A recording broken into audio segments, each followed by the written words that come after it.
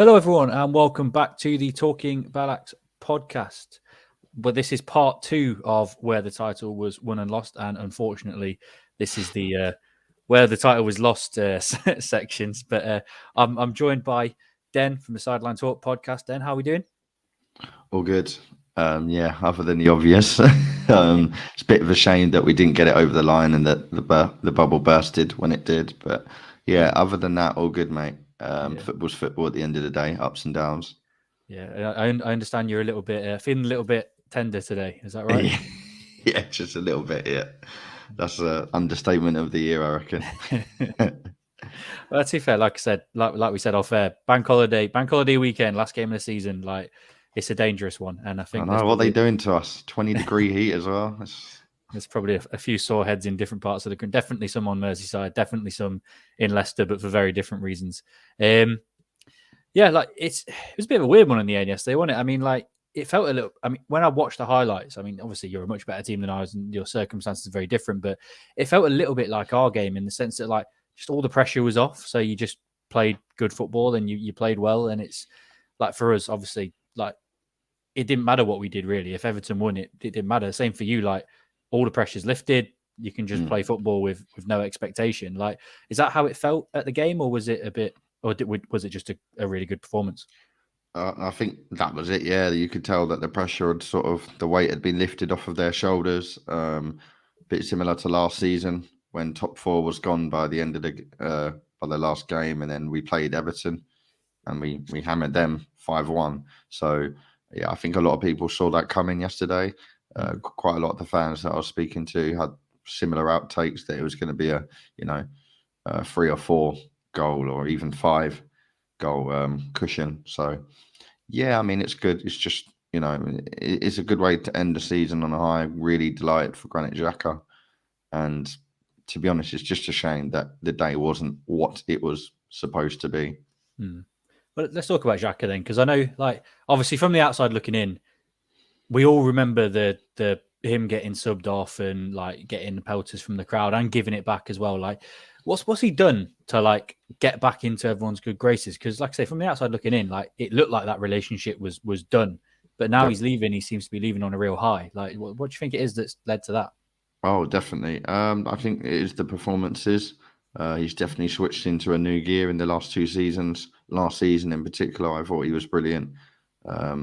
I thought, and this season he's come in and he's had to do and basically take on a new role in that 8 position, and he's done it. He's done it really well. He's flourished. So I think he's just put his head down and got on with it, which is for the best. You don't see much of the reckless behaviour anymore to what you used to.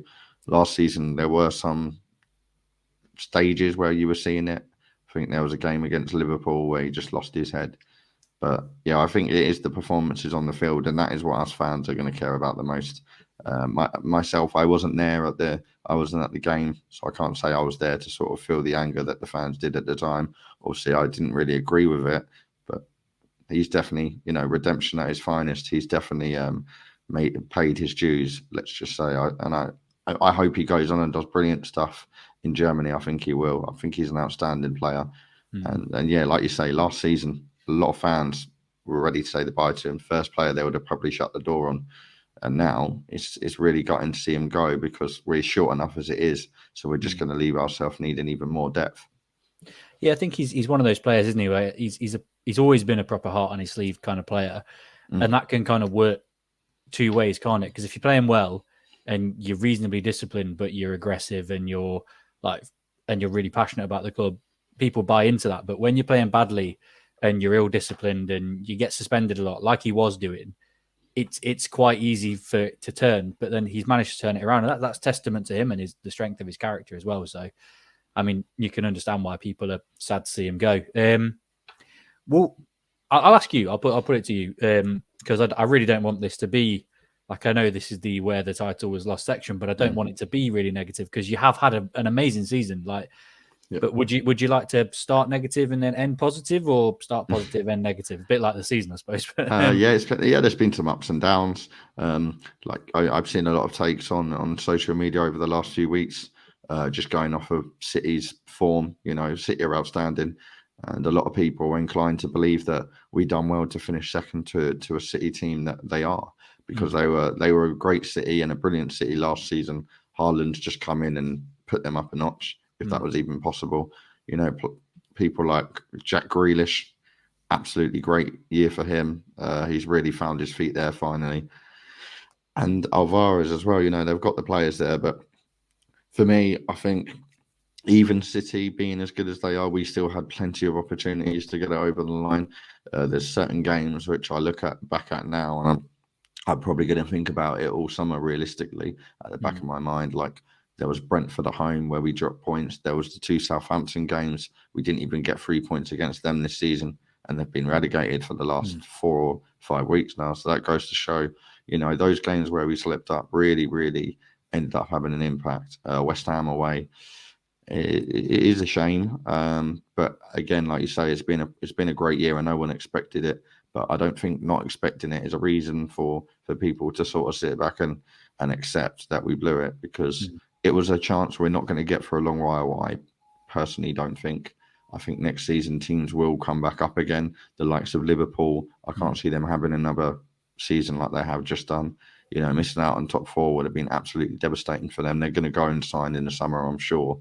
They've just had parted ways with several players, and I think they'll be looking to bring someone in on top of that as well as their replacement. So Chelsea as well, Pochettino announced today, they're definitely going to come in and try and win something next year. They've spent the money, they've got the players, they just need the team to actually gel together now. And if any manager can do that, I honestly think it's Poch, which I'm sad to say, but yeah, it's a great opportunity that we've unfortunately blown, but done to us, and hopefully next year we've got the summer the depth to actually compete and perhaps have more of an opportunity.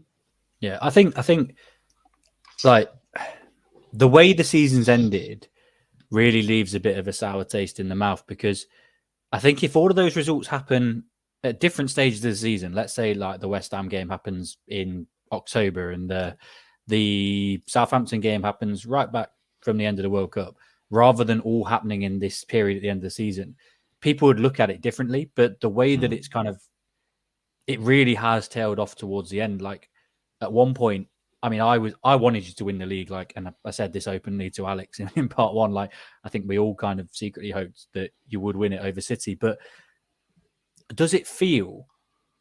I know it's been an incredible season, all things considered. Nobody expected you to finish second, but does it feel a little bit? And I don't like the term really, unless it's attributed to Spurs. But did it feel a bit like a bottle job, or did it, because of how it played out, or did it feel like it was just lack of depth, form dropping, momentum dropping? If you look at the games where we clinched points, where I honestly didn't expect us to, and then the games where we did drop points, then yes, I would say that we did bottle it in some kind of way, because there was the games there that I've just mentioned and others where we really, you know, needed to deliver and we didn't. We got a draw at Anfield. Nobody was expecting that. And, you know, the Chelsea away win, that's never a given realistically at Stamford Bridge. It's always a tough place for us to go. Games like that, we went and delivered, and even stuff like Fulham away this season have been a really tough nut to crack, but we went and got the job done. Newcastle away, fantastic result. But then when you come off of that and then go and lose or drop points to other areas, it kind of puts it all a bit into a perspective of, you know, it's fine doing it there, but you've got to be more consistent. And yeah, if someone was to ask me, do you feel like you bottled it, then it's a bit hard not to say yes, I think, because there was a stage where we were incredibly, you know, no longer the underdogs. We were the team that should have been able to get the job done, and I think most teams did think we did, especially when we got the win, a win at St James's Park. Especially, that was a huge moment there where we started to really prove a point. But yeah, I think we've definitely. It's hard because I don't like the term bottled jobs just as much as yourself. But when you look at the position of being 7 points clear at one stage, you know, we had it all to play for. We got the City games over the line. We didn't get a result there, but we still had a job to do, and we just didn't do it. Yeah, I mean, I'm the same as you. I hate the term bottle job because it was attributed to us the 2 seasons we came 5th, because both seasons we were in the top 4 and then dropped out. And yeah, I completely understand. Like, it's hard not to say that it is, but again, it's like nobody expected Arsenal to be second at the start of the season. So if somebody says you're going to finish second, you go. I imagine you'd have been like, absolutely, we'll take it, finishing second to City, same as us when we finished fifth. But it's just, do you think that Arteta, for all the good that he's done, like, and he has, considering this is his first job in management, like, do you think that maybe there was a little bit of naivety there, maybe a little bit of a lack of tactical and not so much tactical, but like, do you think his lack of game management and that some of the players' lack of game management, you are like the youngest squad in the league, do you think that's really come back to bite you on the backside, or do you think it was just the pressure, City being relentless? Like, what would you really what would you really put it down to? I think it was a number of things, and I think Arteta's lack of game management you could argue that is one of them. There were several games where he made a substitute perhaps 15, 20 minutes too late, or the wrong substitute at sometimes, and situations like that, you do have to call him out for, because if they're not going to really pay off, we got so much at stake, and you need the decisions to deliver. And I think there's been several occasions where I've seen a decision he's made and not thought it would live up to the expectation, and it didn't. So, like you say, it's a young squad, very little depth there. So the fact that the squad is young and not really as experienced as other teams to go and get such things as a title race over the line, when you haven't got depth on top of that, it's an even bigger issue because you've not got players to call up on. Saka has played a phenomenal amount of minutes this season. He's exhausted. I was pleased for him to score yesterday because he had maybe 6 or 7 games in a row now where he just was a little bit off the boil. But luckily he's sort of finished on a high and got the goal. But he's going to need some support next season with Champions League coming in. Europa League, we sort of pushed that aside in a way, and I kind of feel like we'll regret that now, as we could have had something to still go on and look forward to still accomplish a trophy under our belt for, which we haven't done for some seasons now. So it would have been, that's one thing I kind of look back at and wish that Arteta maybe concentrate a little bit more on. But given the circumstances and the little depth that we've got, I don't see how we'd have made both possible. So it's mostly due to the lack of experience and leadership in the team. Odegaard's been absolutely outstanding this season. I think if Haaland wasn't in question, then he's easily probably the most improved and best player in the league for me at the moment. He's been absolutely smashing. He's just our captain just this season on, so that speaks volumes. But yeah, the depth and lack of experience, I think, is probably what I would most say it's come down to. But yeah, there was some decisions by Arteta which could have gone the other way.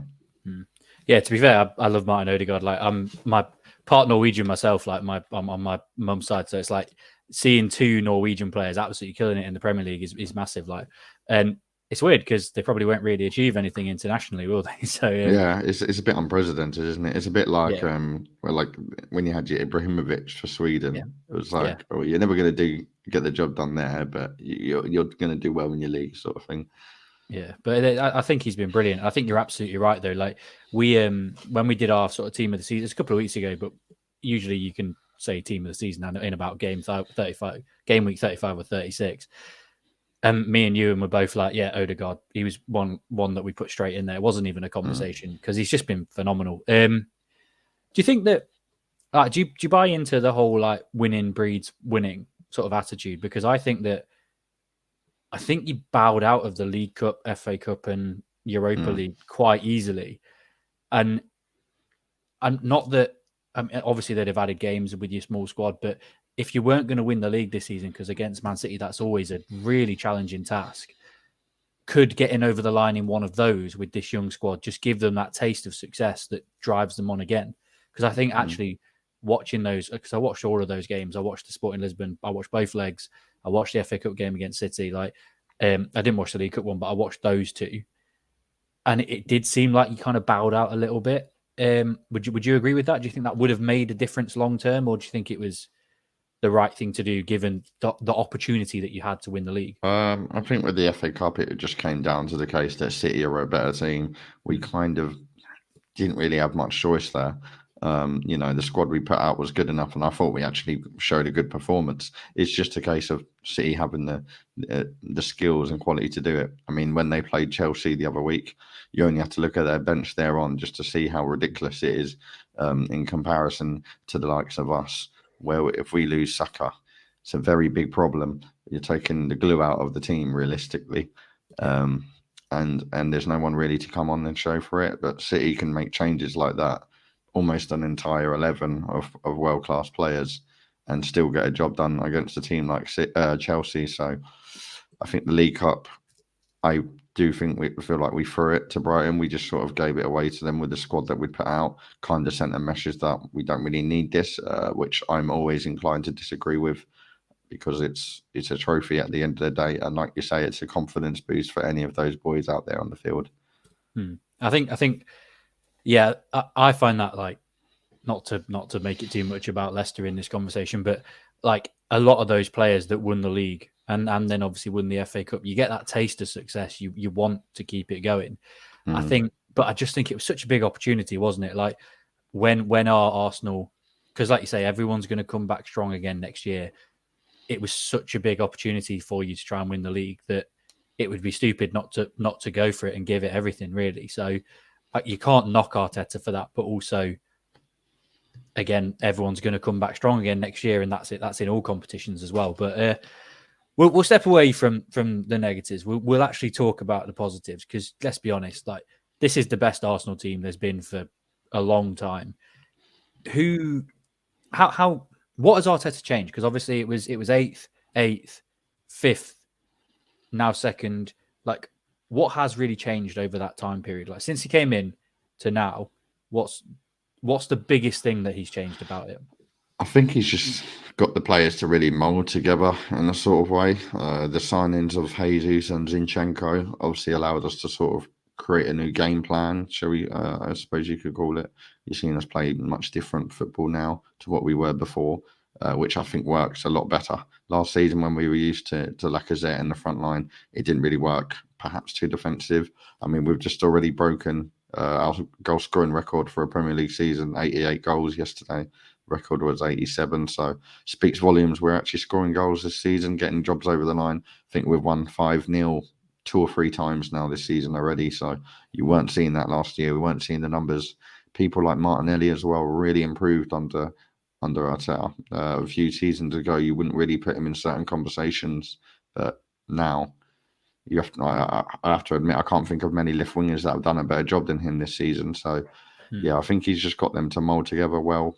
And definitely the attacking has really improved. You're seeing all our front players getting almost double figures, which has been a bit of a struggle for any player to get double figures in the last few seasons. So when you've got all 3 flying higher, then that really makes a change. And Odegaard, I don't want to speak about him again too much, but he's the glue of this team. You can really tell, like, he makes us play a different kind of game in a different shape. It's going to be a struggle to rebuild that midfield next season, I think, because he'll still be around, which is good. But I think without Xhaka, there's not so much that Odegaard can do in his line. I think there might be more work for him if we don't bring the right player in. I think investment's really important, but yeah, you've got such a good young squad that really, unless you get picked apart, and I can't imagine you are going to this time. It's not like when a lot of those players came through and you got picked apart sort of 10 years ago. I don't think that's going to happen this time. But a lot of these players aren't even in their primes yet. Like you say, like, it's such a young squad. What do you think that this Arsenal team can achieve if they carry on that unity and you invest in the right areas and Edu does his job properly? Like, what do you think the ceiling is for this Arsenal team at the moment? Do you think it is like Premier League title, or do you think maybe they could go beyond that? I personally don't see how we can do a title race like we did again this season unless the impossible happens in the summer, which is bringing in at least 4 to 5 adequate players. And I say adequate because they need to be. You can go and make 5 or 6 signings, but if they're not worthy enough, or if they don't pay off, we're back to square one, which has been our issue for years. People like Fabio Vieira haven't really kicked into gear. I think that was a a huge task, a huge gamble bringing him in, considering the players that we already have in his position. Smith Rowe's been a bit left out. I'll be inclined to see what he does in the summer, what the decision is by him, because he's going to want to play football. And it's quite difficult to watch, really, knowing that Saka and Smith Rowe were brought in. The team was basically put around them two. They were the linchpins, and now you've just seen Smith Rowe, since his injury, he's not really had a look in. And even when we're looking at the bench, he's probably maybe third or fourth down in the list in terms of players that Arteta's going to bring on. So, but yeah, I think if we bring the right players in, then yeah, sure, we can compete for a title again. But I'll be very surprised if there's a fan out there at the moment looking at that squad and thinking that the same's going to happen next year. I just think there's too much to do, and with Champions League in the conversation as well, it's only going to get trickier. Yeah, I think that's a big pull, though, isn't it? Like, being back in the Champions League, if you are going to bring in those, as you describe them, like adequate players, getting that is massive, because I know Liverpool have obviously got the clock factor, they've got the recent success, but for some players, that might be the difference between a move to Arsenal or a move to Liverpool or a move to Chelsea. Just having that pull, like, do you think that plays a big factor, or do you think that plays into it? Do you think that's a big factor, or? Oh, definitely. I said this, I think I was speaking to someone yesterday about the Declan Rice situation, and where he's going to go, because I think it's almost certain that he's going to be knocking on certain doors now for an exit. He's going to want to move into the Champions League. He's going to want to be in that top four cushion again, because I can't see West Ham getting back there for a long time now. So he's going to probably decide to part ways in the summer. And yeah, the fact that teams like, you say, Liverpool, Chelsea, haven't got the Champions League to put in conversations or put on the table is going to be a massive benefit for us. It's a bit unfortunate that Man United have the same sort of leeway that we do. And at the moment, they can also put the trophies on the conversation as well, because this season they're up for another one next week, and they've already got one over the line. So they can they can have a fiddle about and just say, look, we've won trophies, we're getting top four, we've got Champions League football. That's going to be the test. Is United trying not to allow United still, and you could argue they probably need maybe the same amount of players as us, and even the same positions right now. So midfield especially, it is a benefit, but unfortunately we won't be the only team that are sort of going out calling for certain players. So it's a massive help that we've probably got the funds to do it, and we've got Champions League just as an extra cushion. But at the end of the day, money talks, and I feel like there's Man United owners and management that are going to be willing to pay the figures that we potentially won't be willing to pay. So But that can be a good thing, though. Like, if you look at Mudryk as an example, that you had a ceiling there, and you were like, we're not being ousted there. Like, Chelsea came in and they just went, yeah, just throw money at it. That has got its positives, because if you look at it, like, you didn't get Mudryk, you went for Trossard, and yes, obviously we know things didn't work out, but he's been better for you than Mudryk has for Chelsea. So having that strong stance, like, sometimes, like, I know money talks, but having a strong stance and saying this is our ceiling, this is where we are, that actually goes a long way, I think. And I think you've got to give Edu a lot of credit for that.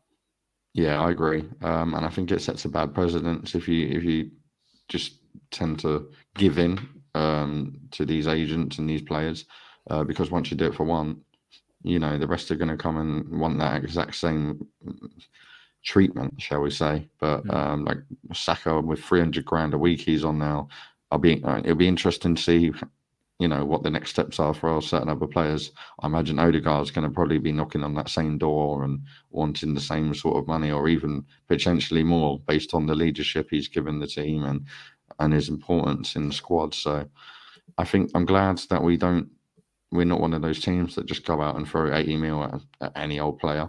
I think the business we did last summer was something special. Jesus and Zinchenko for the likes of 80 million seems like a no-brainer. Same for Odegaard when he came in at 30 mil. But we just need to make sure that we get the job done and bring in the amount of players we need, because it's a huge sacrifice if we don't. You could be blowing a lot of the season away. Top four and a trophy would be my aim for next season, definitely. And if we want to achieve that, we have a lot to do. And I would be surprised if there isn't already conversations with players happening, because I wouldn't like to think that they would get Xhaka out the way without knowing that they've brought someone in already to do the job that he's done, and especially this season. Yeah. So do you think, like, which areas would you improve then? You talk about your 4 or 5 adequate players. Like, if you really want to kick on to that next level, get back into almost kind of what Wenger was doing in those years post Invincibles, but better, where you're consistently in the top 4 but winning trophies. How do you get to that level? Where do you improve? Like, which areas in particular would you invest in? I think we at least need 2 midfielders. That's a given.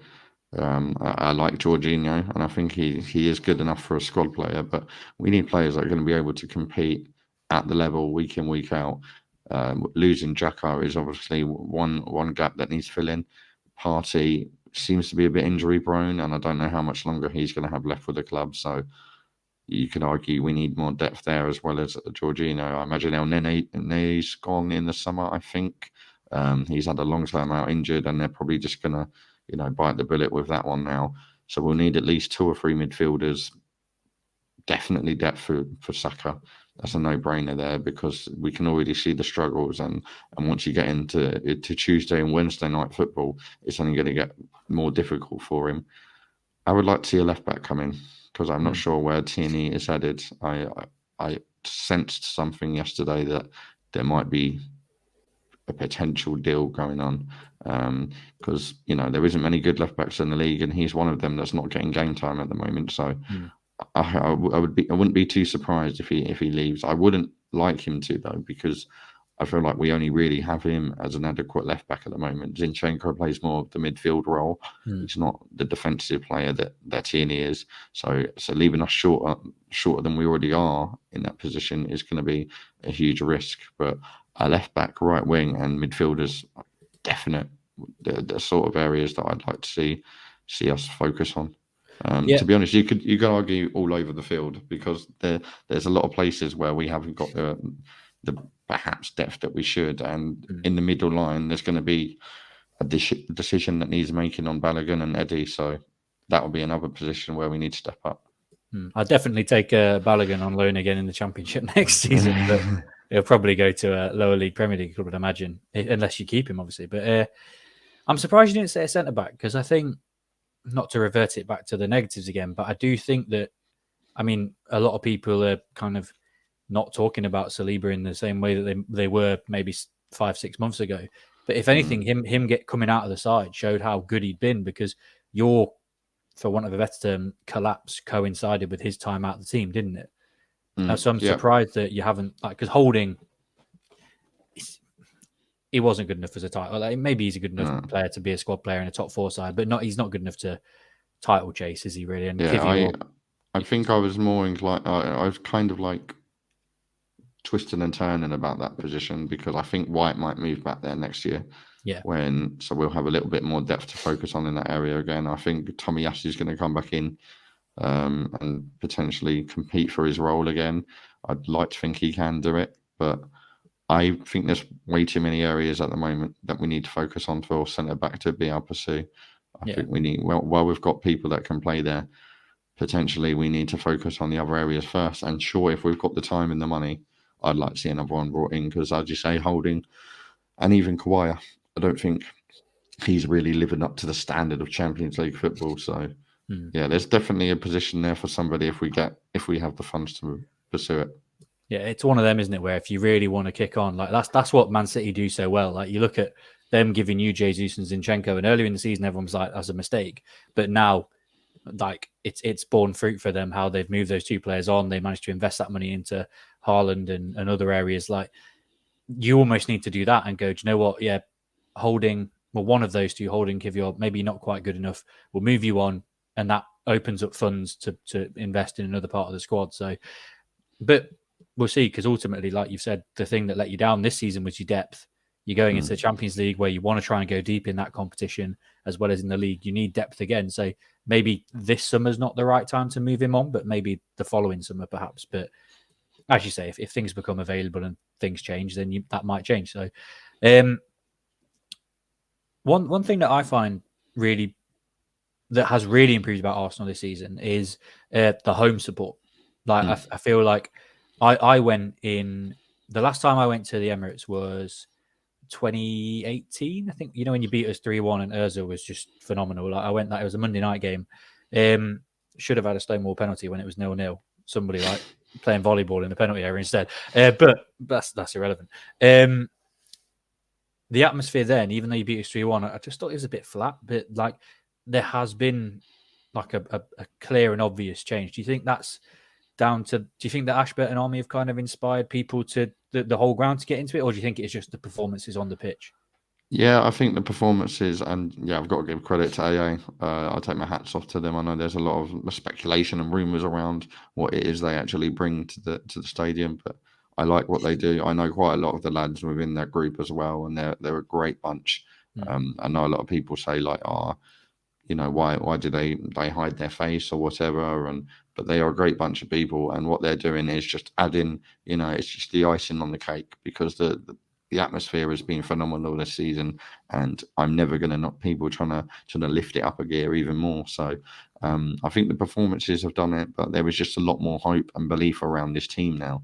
And that's where the atmosphere comes in. The whole North London forever, once that came out, it was a sign of where this club is at and where the fans think the club is at and what they think the club can achieve.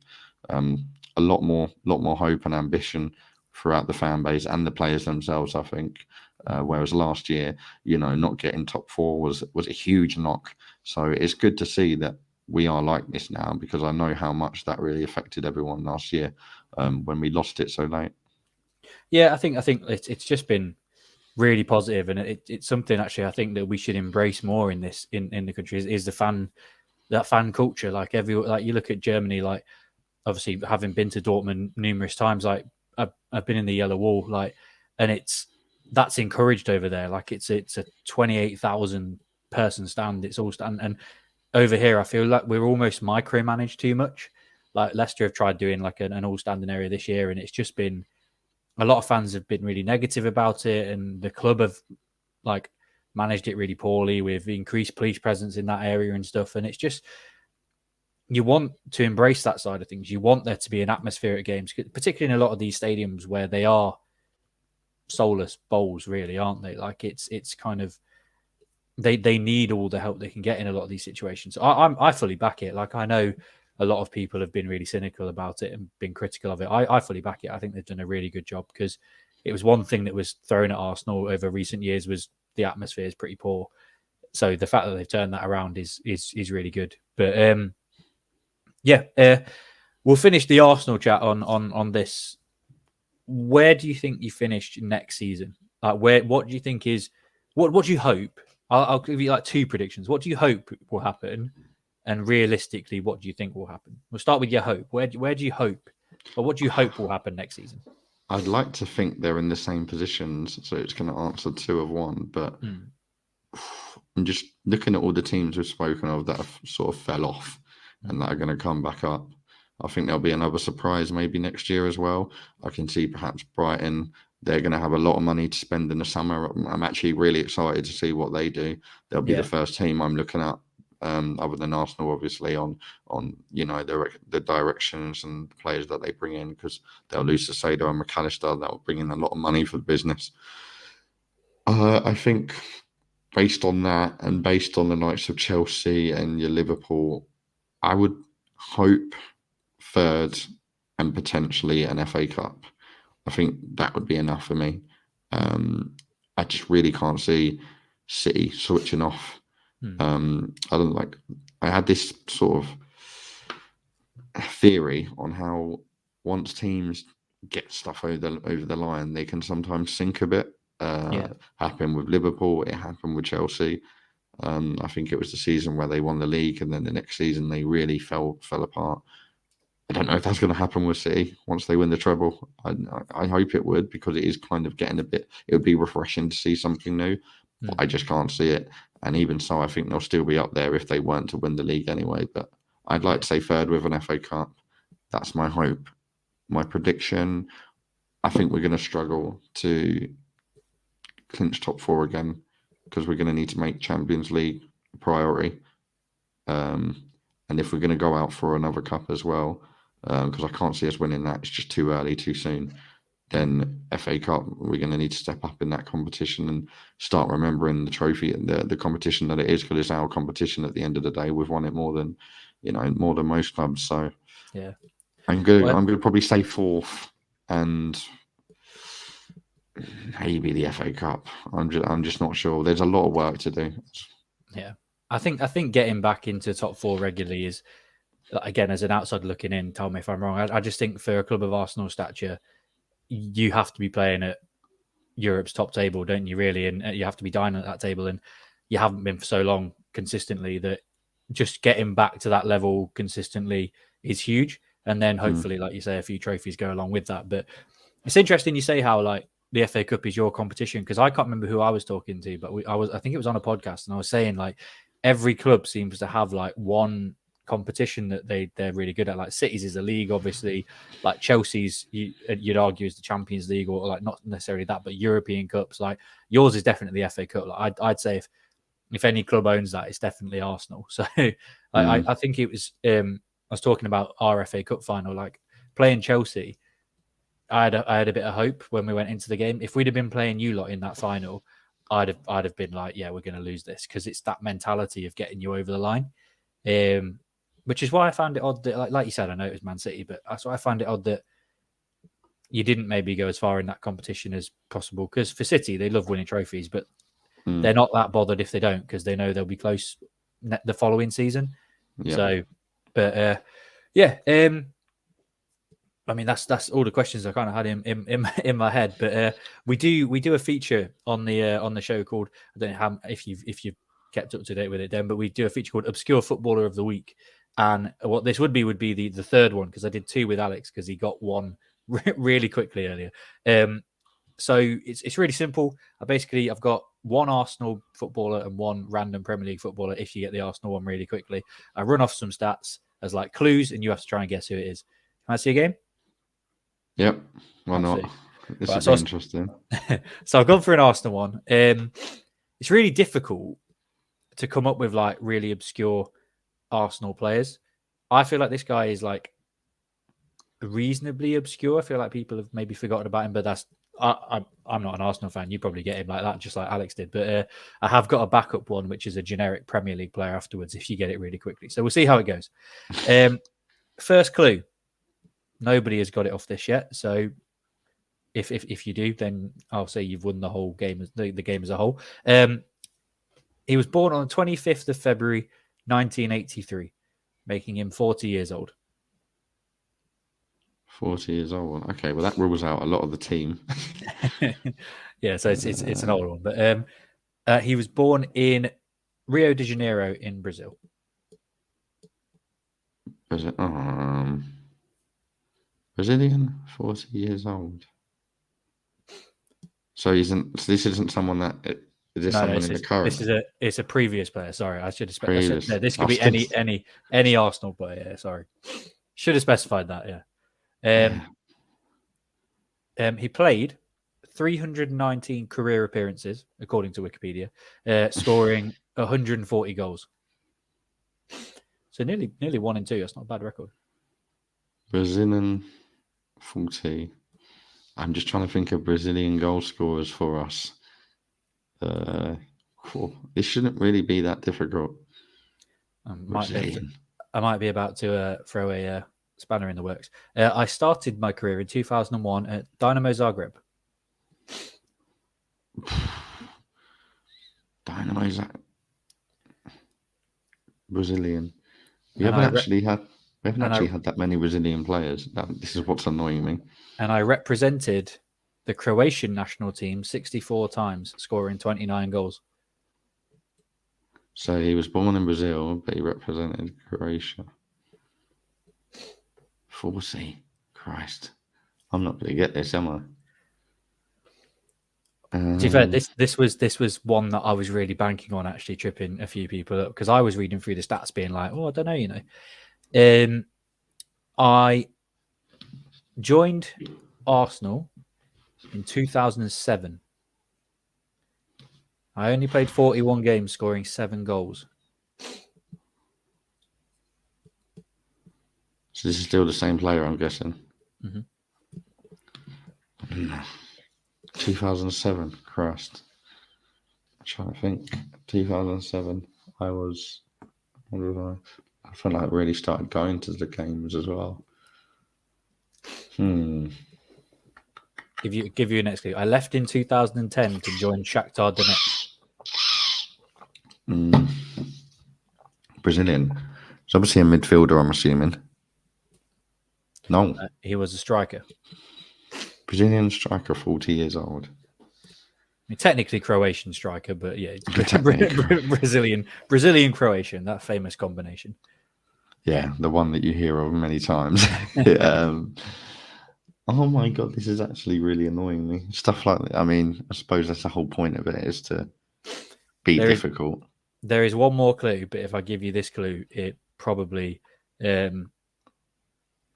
gives it away. But that's fine because you'll get it off the last clue. If I have to give you the answer, then that's when I'm most famous in an Arsenal shirt for being involved in a challenge where I broke my leg, and it was so bad that no TV station would air the challenge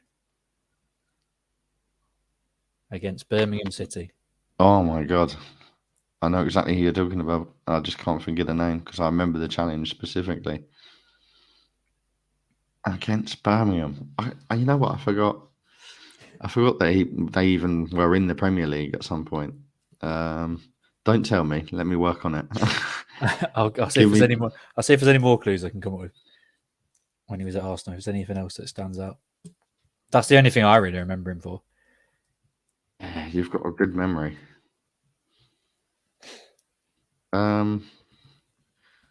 Brazilian striker. Yeah, it was Martin Taylor that did it. I know who you're talking about. Arsene I know Wenger. who you're talking about. What's his name? Eduardo. There you go, Eduardo da Silva. Yeah. I didn't know he played for Croatia though. Yeah. I didn't either. You know, I knew he came from Croatia and he played. I didn't realize. But I suppose in that time period, Croatia weren't really the team they are now, are they? Like it was like the only other real notable player then probably would have been Modric, I suppose. But yeah, the tackle definitely gave it away. I was just thinking back to who's been out injured with a broken leg. It's not something you realistically see often, luckily. Yeah. And yeah, I do remember that now. Yeah, it wasn't good. It was the same time period really that like you had all the. Well, it was not long before the Aaron Ramsey and Stoke situations as well, was it? It was still quite a sensitive subject, wasn't it? So, but I mean, to be fair, I'm glad you got that because my next one was going to be Boaz Myhill from Hull, so that was wouldn't have happened. But yeah. Anyway, so you got it eventually, but to be fair, Euan's come up with a couple on ours that I found absolutely stinking. He's given me Khalid Boularus and Johan Djorkov. So that's quite a good feature. That's quite a good feature. I like that. It's just something different. Everybody's come on's enjoyed it, but it's just some clues and some players are more memorable than others, clearly. Yeah. But no, thank you so much for joining us. Then giving up some time on your Monday evening. But where can people find you? So yeah, I'm on Twitter as per below there. Hopefully you can see my @ and then next season I think we're going to be looking to bring in the podcast back, so Sideline Talk Podcast, that is on all social medias. But thanks for having me on, mate. It's been quite nice to just sort of talk about football, and yeah, it's a bit different now because I've sort of switched off the whole nervous title race. Shame it didn't happen, but it's nice to talk about without actually venting on, shall we say. But yeah, really good to speak to you again. And just let me know if you ever want me on again next season. I'll be happy to come on and have a chat. Absolutely, mate. I don't know if you remember, but I did send you the invite for the end of season quiz we're going to do. So if you fancy that, you're more than welcome to join. But yeah, absolutely, mate. Next season, I know it'll be championship content for me, but we've got Euan who's still probably be fighting at the top end of the table with you next season. So yeah, anytime you want to come on, mate, just give us a shout. More than welcome to. But so. That brings the part 2 of the episode to a close. So where the title was won and lost, unfortunately for Den and Arsenal, they were on the wrong end. But phenomenal season overall. A lot of stuff to be proud of, a lot of stuff to build on, and hopefully they'll come back strong next year. Den, thank you so much for giving up your time. And take care of yourself. Enjoy your summer. Enjoy some time off. And see you soon. Will do. Cheers, mate. Take it easy.